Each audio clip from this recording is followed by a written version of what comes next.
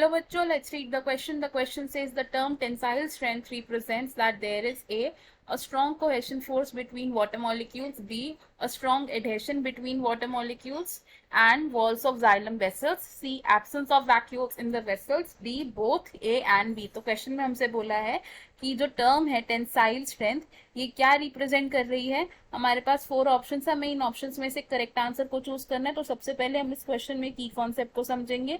तो in this question हमारा की कॉन्सेप्ट क्या होगा? Cohesion tension theory. Cohesion tension theory. इस थ्योरी का एक और नाम है, वो क्या होता है? Transpiration pull theory. Transpiration pull theory. और इस थ्योरी को किसने प्रपोज किया था? It was given by Dixon and Joly. Dixon and Joly. अब इस थ्योरी के अकॉर्डिंगली जो मेन ड्राइविंग फोर्स है वाटर कॉलम को मेंटेन करने के लिए वो क्या है? ट्रांसपिरेशन है. Transpiration is driving force. तो according to transpiration pull theory 3 forces apply होते हैं. 3 टाइप्स ऑफ फोर्सेस. और ये 3 types of first type of force को हम बोलते हैं कोहेशन. तो कोहेशन यानी कि वो फोर्स ऑफ अट्रैक्शन जो वाटर मॉलिक्यूल्स के बिटवीन लग रहा है. So it is the force of attraction between water molecules. Second force जो अप्लाई हो रहा है उसे हम कहते हैं एडहेशन. एडहेशन क्या होता है? एडहेशन है वो फोर्स ऑफ अट्रैक्शन जो अप्लाई हो रहा है between water molecules and the surfaces of xylem vessels. It is the force of attraction between water molecules and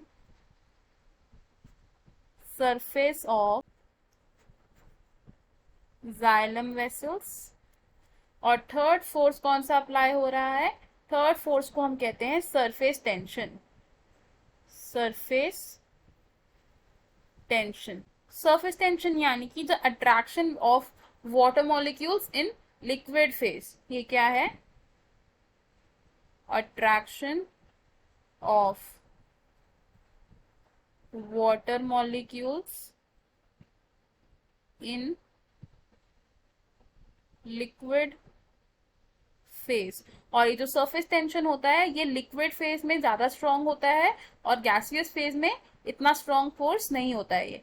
अब ये जो 3 फोर्सेस हैं विच मीन्स कोहेशन, एडहेशन और सरफेस टेंशन, ये फोर्सेस ऑल टुगेदर वाटर को क्या प्रोवाइड करते हैं?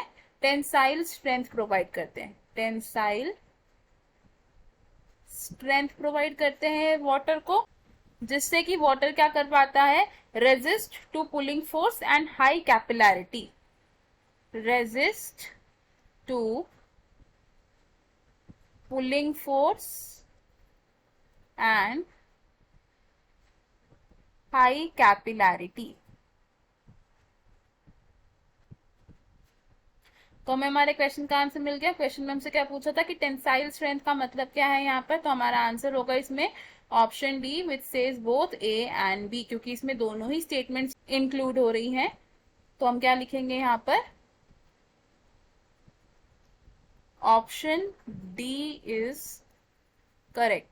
बाकी के ऑप्शंस क्यों इनकरेक्ट है? ऑप्शन ए से strong cohesion force between water molecules, तो ये अकेला करेक्ट आंसर नहीं. ऑप्शन बी से strong adhesion between water molecules and walls of xylem vessels, तो ये अकेला करेक्ट आंसर नहीं है. तो इससे हम बेस्ट सुटेबल आंसर कंसिडर नहीं करते, तो ये ऑप्शन भी रॉन्ग हो जाएगा. ऑप्शन सी से absence of vacuoles in vessels, तो tensile strength absence of vacuoles in vessels को रिप्रेजेंट नहीं करता, तो ये ऑप्शन भी रॉन्ग हो जाएगा. हमारा करेक्ट और final answer will be option D. I hope you understood it well. All the best. Thank you.